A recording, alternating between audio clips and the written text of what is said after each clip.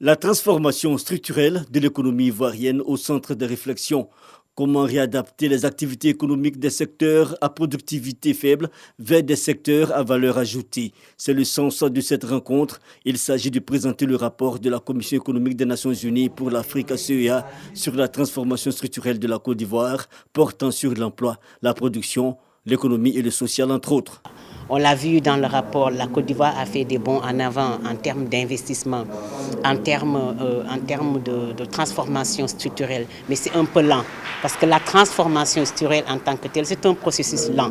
C'est un processus itératif qui demande énormément, qui demande la création de valeur ajoutée, qui demande l'intégration d'autres chaînons de production, qui demandent le renforcement du capital humain, qui demandent l'adoption de la technologie assez élevée. Donc voilà grosso modo ce pourquoi nous sommes là en tant que CEA. Ce rapport appelé STEPS Côte d'Ivoire est donc décortiqué. La méthode utilisée, les résultats et leur interprétation. Placé sous la supervision du ministère du Plan et du Développement, il est jugé d'un apport important par le directeur de cabinet représentant la ministre, Kaba Nialé.